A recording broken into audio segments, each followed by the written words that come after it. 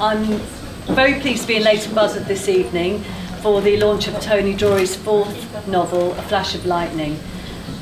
Some of you may know that Tony is a very well-known corporate financier based in the City of London, and last week we had a very successful breakfast launch in the city and a fantastic reception for Tony. This evening Tony's back in his hometown, and I know he's really grateful of all the local support that he gets. We've got some very special guests in the room this evening, and we'll be hearing from them very shortly. We've got the Town Mayor Councillor Amanda Dodwell, who is over here. Thank you, Amanda. And we've got Dr. Roger Chapman to my right here, who's, I believe, is a very well-known local figure and will be notorious, not there. We'll be hearing from the notorious Dr. Roger Chapman, and he will also launch A Flash of Lightning for us. Before I introduce the Town Mayor, I'd like to say a very special thank you to Kathy Wright, over here at the back, who's done a fantastic job organising and everything for your entertainment this evening. So thank you very much, Kathy, for that. So I'd like to now just hand you over to the Councillor, the Town Mayor, to say a few words. Thank you, Amanda Dodwell. Thank you. Because if I wasn't here, I would be meeting with the local police and crime commissioner. And I think to say that our relationship is fractious is an understatement. I'm sure you've seen the local newspaper. So it's a real relief both for him and me that I'm here tonight. Also, what's been really good is the opportunity to read something other than council papers. I've been able to say that I can actually read books, literature, instead of battling through reams of agendas and minutes. It's been really good. It's been a real light relief, and I've been able to say that I'm reading these books because it's part of my work, which has been really good. And also, while I've been reading the books, I've been fascinated by Tony's biography. This is the reason why I've got notes, because I'm bound to miss something out. And I'm particularly struck by the fact that he's a relatively new author of fiction, and his first novel, Megan's Game, was only published at the beginning of last year. And The Flash of Lightning, which is his fourth novel, is being published today. So he's written 4 novels in a very short length of time.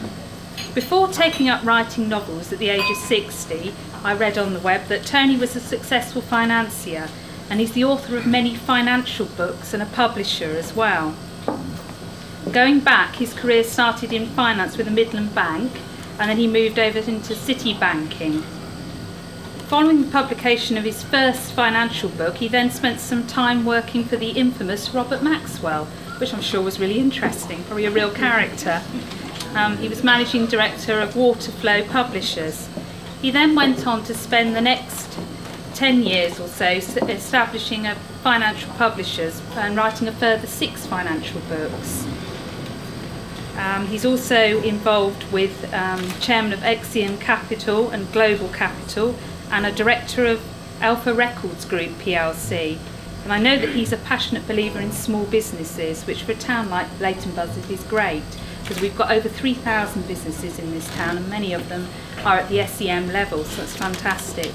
And he delivered a report to the Treasury on SEM businesses, which then really brings us to where we are today, with the first book that Tony did was Megan's Game, which was 5 years of writing. And then he's had 2 further books and A Flash of Lightning, which was only released this week.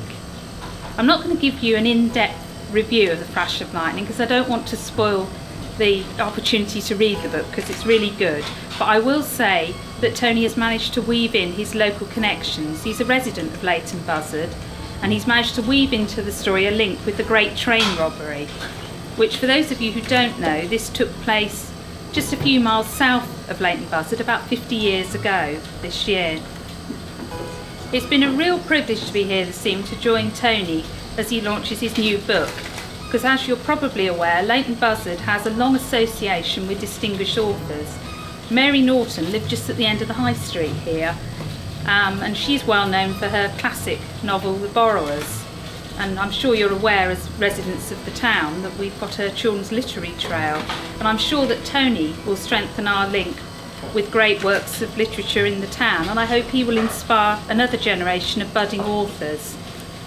Tony, it's been an honour to join you this evening, and I hope that there'll be more books in the pipeline in the not too distant future. In the meantime, I'm also looking forward to seeing the film adaptation of Megan's Game, which I believe is going into production next year. So that's all very exciting. Thank you. Robert Maxwell was a straightforward, honest guy until Tony Drury started to work for him.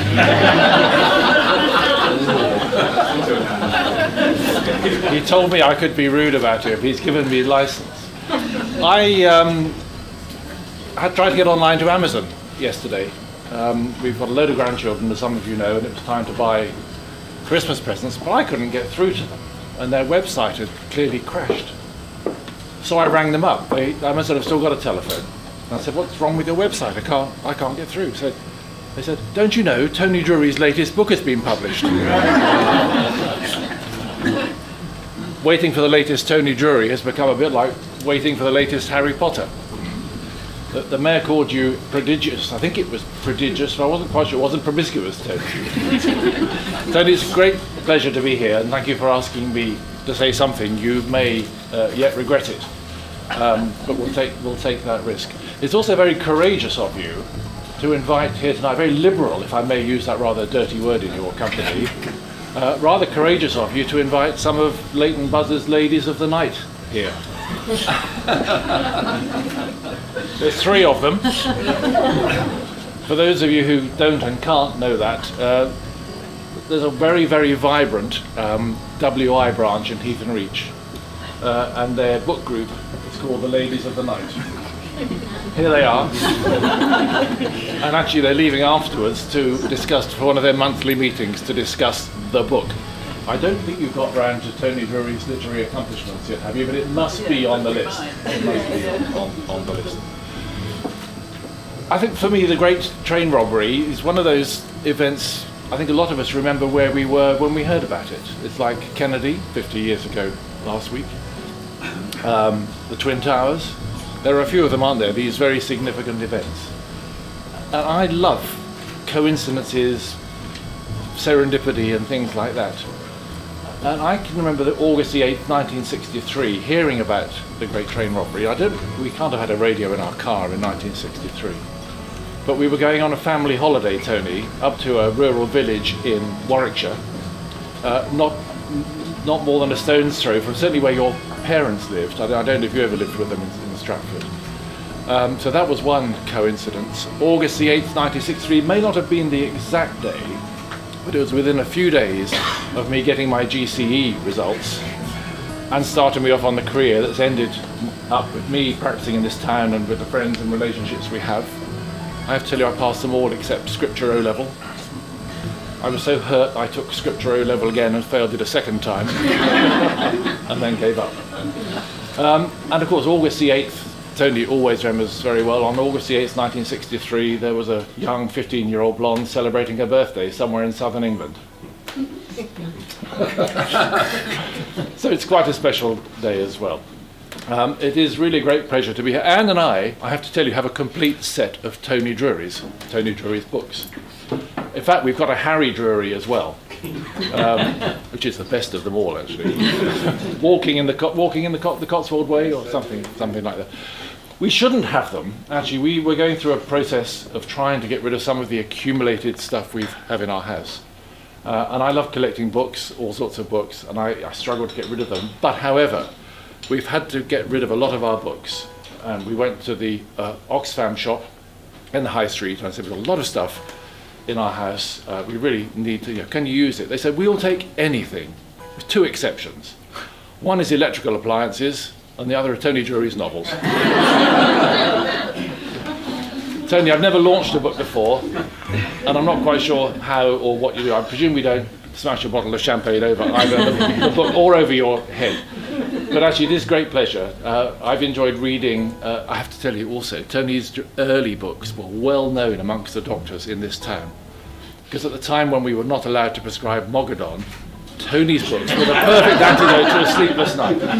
But Tony, your novels are not in that character, in that way. They are good reads, and they make you want to get to the end to see what's happened about them. So I think congratulations on this one. I take my hat off to you. I think the application and the focus you must need to put those things together, I think is something extraordinary. And to do as many as you have in that short period of time, I think speaks highly of your diligence, your focus, and everything else. So I'm not sure if I say I declare this book launched or just well done, congratulations, and I hope it sells as well as it deserves to. Tony, here's to you on the book. First of all, thank you all for coming.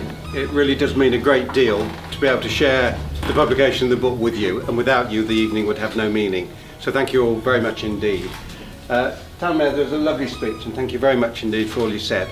Can I just pick up on the comment you made about small businesses? We have been doing quite a lot of work, and the presentation we made to the Treasury, two of my colleagues on the committee, Brian and Michael, are here tonight. We just feel that small businesses in this country are underserviced, and there's a lot of talk and no delivery. And we were at the Treasury saying we do need the markets to deliver much better supplies of equity capital so small businesses can expand. The message is slowly getting through, and Andrew Selous, in fact, our MP, gave a brilliant speech at our launch last week. We're going to get the message through. It's a hard one, and politicians say all the right things but just don't deliver. But we're fighting, so thank you very much. And I hope that Leighton Buzzard, as you say, is a marvellous example of a lot of wonderful businesses, and with better support they could employ more people and we could make an even bigger contribution. So thank you very much for that. Thank you, Roger, for your kind comments. Roger tells the worst jokes I've ever heard in my life, and it's not known that he's reputedly in the GMC the only doctor who's ever resorted to telling jokes in his surgery, which is why all his patients are in stitches, of course.